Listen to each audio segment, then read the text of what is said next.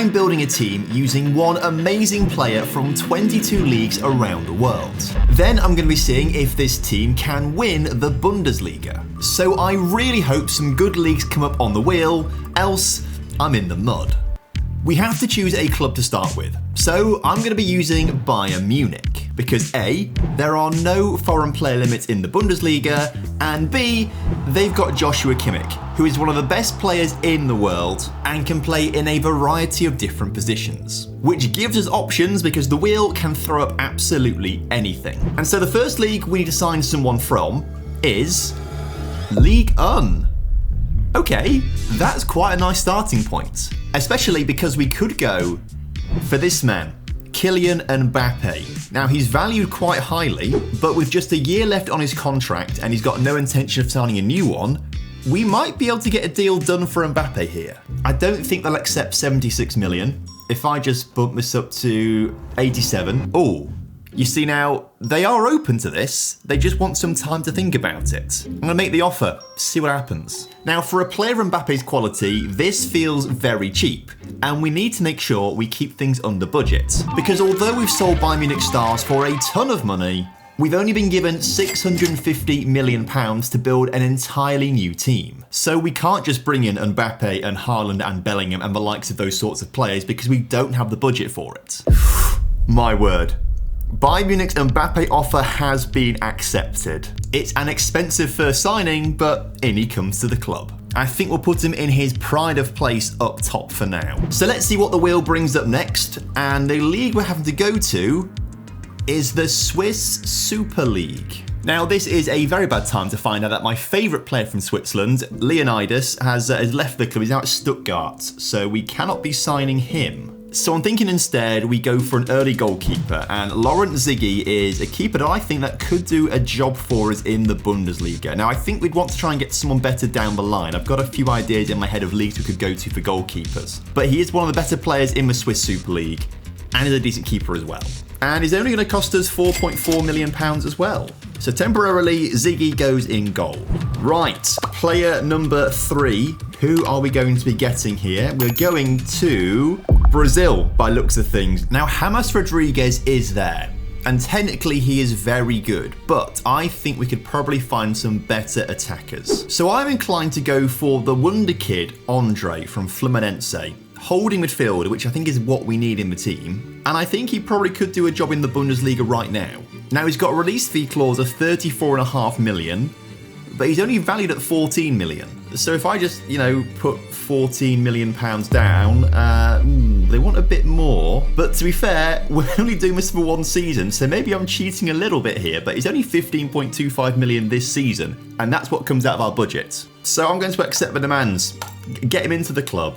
And as you can see with Andre in there as well, the spine of his team is starting to form. Right, where is this wheel sending us next? We are going to be going... Ooh, Scotland? We're going to Scotland! Now, I think the obvious choice here is Matt O'Reilly.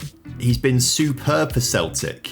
However, Cameron Carter-Vickers is a really good ball-playing defender. He's a little bit not so good in the air with his 12 jumping reach, but that's the only downside I can really sort of find about him from a defensive standpoint. But he is going to cost us £16 million. But I mean, he's here now, I can't change it. We are starting to form a defensive cornerstone.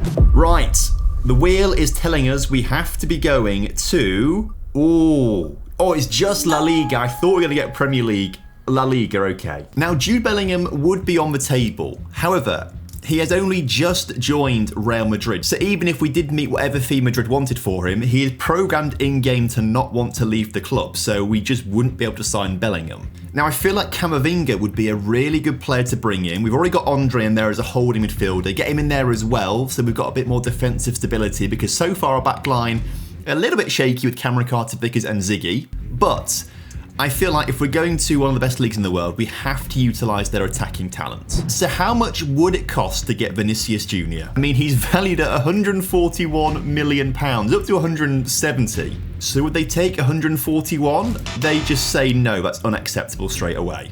All right, let's go for 169 then, the upper end of it. Just press make the offer. Oh my God, it's been accepted. Oh my word. Look, he's an insane player. We can budget later on down the line. Let's just splash the cash while we've got it. 169 million. But I mean, look at that attack. That attack is winning a Champions League. I mean, it probably actually will do at Real Madrid next season, I imagine. Right, a couple of cheaper leagues now, please, so we can balance the budget just a little bit and bring our average price down. Sky Bet Championship. That's an interesting one, because you're thinking of signing someone like Somerville, right? But actually, I don't think he's that good in Football Manager yet. I think he's due a big upgrade for FM25. I would probably say the same with Rutter. Probably due an upgrade in FM25, might not do the best for our team right now. He's probably not the best player in the Championship to be buying. Oh, now this could be silly, but actually, Kyle Walker-Peters looks really good. Play him at left back, Kimmich right back, and Kyle Walker-Peters left back. Fundamentally, he's a very good player. We've got a deal at 33.5 million. More than I would have wanted to pay for a Championship player, but I think he's better than Championship quality. So in comes Kyle at left back, and that back line is looking... Maybe we need a superstar for left centre back to really solidify it. But of course, that superstar is going to depend if we get a good league coming up on the wheel, and we are going to be going to Uruguay. I don't think they have superstars there. Now, I'm not going to pretend to know much about Uruguayan football, but I've just been looking through the players who have got the highest valuations, and I really want to sign this guy, Brian Castillo. He'll be back up at right wing back. However, he's on loan from Club Leon in Mexico, so I don't think he counts. He's not actually like fully a player in Uruguay, which is very annoying because look how good he is. So instead, the next sort of best player I can find in Uruguay is Emiliano Velázquez, who physically is not great, but can cover centre-back and right-back for us. And to be fair, I think we're only ever going to get a backup player from Uruguay, so I think this guy's the man to go for. They've accepted 1.6 million as well, so it's a really cheap deal. So he's the first player to come in to sit on the bench, basically. Right, could do with somewhere a little bit more upmarket now, if we could get that coming through. We are going to the Turkish Super... Oh, I've got the perfect player already in my head for Turkey. Absolutely perfect. It's got to be Lucas Torreira. We need some good midfielders and holding midfielders, and Lucas Torreira's that guy. Yes, okay, his strength isn't great, his pace isn't great, but everything else is insanely good. When I had this video idea, I was thinking of what league to go to, and this was the man that just came to mind immediately when I thought about Turkey, so there's no debating here. I'm going for Torreira. 26.5 million feels reasonable-ish, and our defensive core is already looking really good, actually. I'm pretty happy with how it's turning out. Now, we could do with a couple of attackers coming in, so if we could find somewhere with some decent attacking players, that would be nice. We're just in Japan. I'm kind of torn with Japan. We've got Maikuma here, who's a right winger, but can also play right back, which is kind of handy for us, gives us some versatility. The other player is Kono. Now, he is better physically and has got a left foot, but is more attacking minded, but doesn't have that versatility. And if we compare the two of them, Kono in the green is nowhere near as good as Maikuma in the blue. I think Maikuma offers a more versatile, well-rounded option. To be honest, I don't think either of them will be starting, so they are more backup players probably.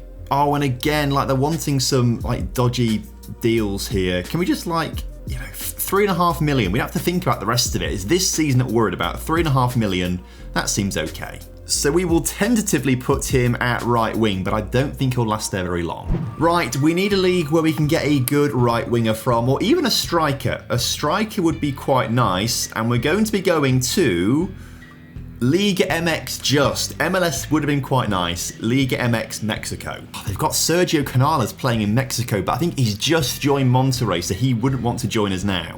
Jesus Corona could be that better right winger, but I think we could hold out for a better right winger somewhere else. What we could do is go for an attacking midfielder through the middle in Alvaro Fidalgo with his 17 passing, 15 dribbling, very good determination, flair and vision. He's a playmaker. Oh my word, this feels like I'm stealing. £975,000 for him. That's so cheap. Mbappe felt like good value for money, but Fidalgo for less than $1 million, I think beats that. Right, where are we going to next for our player? We're going to, is it Serie A? Oh, it just dips into Eredivisie. Oh. Again, I'm thinking more attacking players here with the likes of Steven Bergwijn. but I don't think he's actually that much better than what we already have. Obviously, Vinny Jr.'s on the left-hand side, that's fine. On the right-hand side, I don't think he's that much better. Okay, maybe comparing with two players, he is actually better, but there are some good centre-backs in the Netherlands, and Josip Satalo could be one of them. Now, he solves our aerial reach issue because he's got very good jumping reach, he's very tall. He's actually a pretty decent ball-playing defender as well. It's going to cost us £40.5 million though, but Bergwijn was upwards of 50. So we are saving £10 million here. So we now have a full 11 with Satalo in there. I think we probably could try and do better in that back line, better on the right wing, maybe slightly better than Fidalgo as well, but he's very good value for money. I think this team's looking okay. So up next, we're going to the Argentine Premier Liga. Okay, annoyingly, this division isn't as good as you might think it is starting off. When you get the regens involved, wow, you get some amazing wonder kids from this league, but at the moment, it's not that good. I'm struggling to find anyone better than Ezequiel Barco. I think he actually could be the perfect backup to Vinicius Jr. on the left-hand side. And he's only going to cost us £6.25 million as well. It's quite good value. But he's not starting, obviously. We're going to pop him on the bench here to back up to Vinicius. And so the leagues are getting thinner and thinner. We've still got some big ones available, including Serie A. We're not going to get Serie A. We're going to the Belgian Pro League instead. Now, here's where we could get our striker. Kasper Dolberg. I know he plays for Anderlecht, but he's only just moved there. So we can't sign. He just won't sign for us, whatever. That was the perfect guy to bring in, I think, at this stage. We've not got a striker yet, and Dolberg would be good. Now, hear me out. Andreas Skov Olsen at Club Bruges. Not the most physical player, but he is great across the board. He's a jack of all trades, isn't he? There's actually a lot less quality in Belgium than I was thinking, looking through all these players. I don't think it's the player I really, really want deep down, but I think the best value option right now is Skov Olsen. 17.5 million. It's a lot cheaper than Steven Bergwijn would have been. I mean, he's not as good as Bergwijn, but he's a lot cheaper and better value. We're going to have to rely on Skov Olsen being supportive and Vinicius Jr. being the man. So we're going to start him ahead of Meikuma on the right wing. So actually, we are looking at a Vinicius Jr., Mbappe, Skov Olsen front three, and whoever fits in alongside him. Fidalgo might stay there, he might not. Right, we could do with Serie A coming up on the wheel here, because I'd like a very good player coming in. Looks like we're going to MLS instead, and actually there are some decent players there. Sadly, we cannot sign Messi because he's just joined Inter Miami, so has no interest in signing for us. The same goes for a player like Sergio Busquets. And Luis Suarez, he'd be so good to bring in as a striker for a season, even at 36 years old. So instead, I think we go to the other end of the scale. Thiago Almada, a youngster at Atlanta United. I'm surprised he's not had a move out of the MLS to Europe yet. Well, that is until now, because we're signing him. And again, they want 16 up front, 16 down the line, but we're already paying for this season, so it's 16 million. And so actually, Almada is going to replace Fidalgo in the attacking midfield, and that actually does strengthen the area, I feel. So that, I think, is probably like our starting attack. I do want to focus more on our defensive end now, particularly goalkeeper. Maybe a little bit at centre-back and midfield too. Come on, Premier League. We could do with you coming up. Or Serie A. Serie A will do. I think I've got the perfect player to bring in from Serie A to strengthen our back line. Bastoni at centre-back would change the game for us. Left-footed as well, because we don't have a left-footed centre-back right now. And doesn't really break the bank too much. We can afford the £69 million he's going to have to cost. So that probably means we swap Carter Vickers and Satalo over, and then Carter Vickers comes out for Bastoni. Already that back line is looking a lot nicer. Okay, with £134 million still to spend, I want the Premier League to come up so we can start to budget nicely for later in the video, but we've just missed it and we're going to the Czech Republic instead. Now, my go-to player in the Czech Republic is Ladislav. Look how good he is. For such good value, he is so good. However, there is another player at Sparta Prague who I think could be a better buy. We've already spent big on Mbappe, he's our starting striker, so we need a backup. And it could be this guy, Kuchta, who's got 15 finishing, decent composure, decent pace, very good work rate. I think he's a nice fit for the team behind Mbappe. And at £4.2 million, it's an absolute steal. So he's on the bench behind Mbappe, but we've got our 4 starters in the attack and our 4 bench players in the attack. It's just the midfield and defence we'd sort out now. Okay then, Wheel, where are we going next? Please give me the Premier League, or Portugal actually. Portugal, Premier League. Come on, you love to see it. Thing is, everyone is so expensive. Maybe we could afford De Bruyne, but that would mean we're not getting anyone else in. We could do with a better keeper, but Ederson's valued at £200 million and we've not got that amount of money left. Oh my word, I think I found a bargain. Essentially what I've been doing is just going through all these Premier League players and just suggesting what bids the teams want. And it's all like £100 million plus. Apart from Bruno Guimaraes at Newcastle United. Now he is insanely good and it is exactly what we need in the centre of midfield. And guess what? They've agreed to £59 million. That feels really cheap.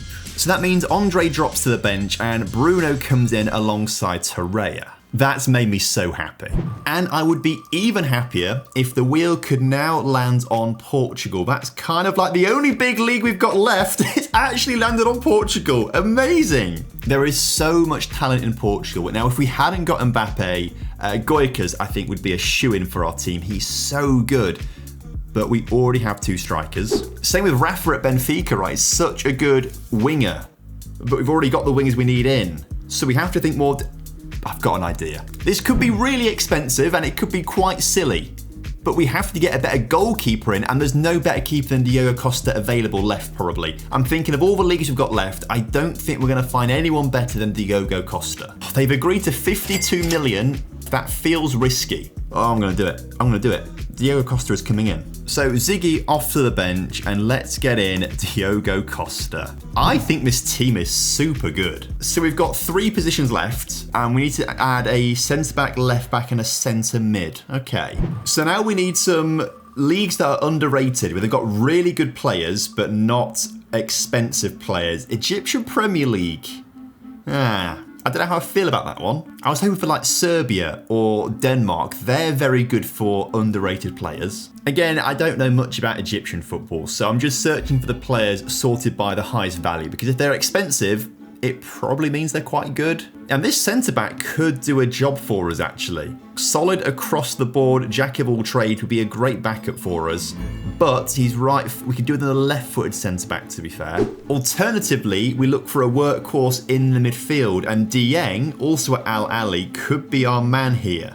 Andre's backup to Bruno Guimaraes as the more deep-line playmaker. So actually, I think Dieng complements what we need right now and might be the best option. He's also the cheaper of the 2 options at 4.2 million, which I think is good. I don't know why I sounded so concerned about that. Obviously, it's good. So Dieng joins Andre on the bench as our 2 centre mids. Now we just need left-sided defenders. So we have 2 more players to buy with a very small budget now, but 16 possible leagues. Oh, come on, please. Austrian Bundesliga is actually a good shout here. Now, one option is Amar Dedic, who's a bit of a wonder kid in the game.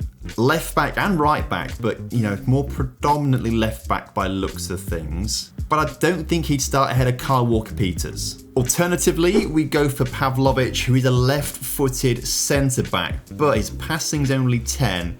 He's not a ball... He kind of is a ball-playing defender, if you ignore passing, which is kind of and vision, which is kind of important to it, I suppose. You know what? If we get an injury to Kyle Walker-Peters, I'd rather have Dedic come in. We've got other good centre-backs who could cover instead of Pavlovic. Dedic at 16.5 million is also cheaper. So Dedic is filling in as our backup left-back. So now we just need a centre-back to come in. And I think for the leagues that we've got left available to us, the budget we have is okay. So for our final player, we're going to be going to the Danish Superliga. Okay. Now, we aren't really spoilt for choice here when it comes to left-footed centre-backs, particularly under what we've got left in the budget. But Mads Bech Sorensen is a left-footed centre-back who actually, if we go to ball-playing defender, has got the attributes you need for playing there. Ignore his 11 pace. Quite frankly, he's about the only player that sort of fits the bill that we need. So, might not be the best option, but we can get him, I think, for under 6 million. 4.8 million. That's what we've got him for. So in he comes to be the final player on the bench, and this is the team that we have created. I'll be honest, the starting 11, insanely good, I think. The bench, not so much, but I think we probably knew that coming into this. If I had to say there was a weak area in the first team, it's Skov Olsen, 100% Skov Olsen. I do regret not getting maybe like Bergwijn instead, although we have got Satalo starting for us, and he would have been a big chunk of our budget. We'd have had to compromise somewhere else. But of course, these players are just put into positions right now. Let me actually build something here. Okay, so here is the formation that I have created here. And I think we're utilising the strengths of some of our best players. So Kimmich, for example, complete wingback, is going to have the freedom to get forward and attack to help support Skov Olsen, who's in a more supportive role. He's the one who's going to be crossing the ball in towards Mbappe and Vinicius Jr., who are hopefully going to score us plenty of goals. Obviously, Torreira and Guimaraes in there in more supportive roles as Walker Peters and Kimmich get further forward. So let's simulate a season and see how well this team does. After calling him our weak link, Andreas Skov Olsen scored the first goal of the season away at Werder Bremen. Thiago Almada scored our second with a peach of an effort, and Bruno Guimaraes added a third from a corner. Almada then got his second goal with a low, powerful effort, before Vinny Jr. scored our fifth of the game in what turned out to be a 5-1 victory. So maybe this team is actually pretty good, especially because they just kept winning games, with a huge variety of different goal scorers. The surprise package for me was Jan Kuchta, who was only meant to be a backup player, but when he did play, he made sure it counted. So by the winter break, we were top of the table, 8 points ahead of Leipzig and completely unbeaten. We extended our lead ahead of Leipzig when we beat them 2-0 in the new year, thanks to a Vinny Jr. brace. And anyone else who thought they might try and challenge us were firmly put in their place, as Kylian Mbappe showed everyone why Real Madrid want him so badly this summer in real life, as he led our goal scoring charts. So the team ended up as Bundesliga champions, which I have to say, I'm quite surprised about. Yes, our first 11 is very good, but some of those bench players are a little bit questionable. Turns out Skov Olsen wasn't a weak link in the team with his 6 goals and 11 assists. But Meikuma did end up scoring more than him, so perhaps he was the underrated pick for this team. But that was just one season as a team that we threw together. What if we had 10 seasons in charge of Manchester United? Surely we'd be able to build a super team and go on to become the greatest club the world has ever seen.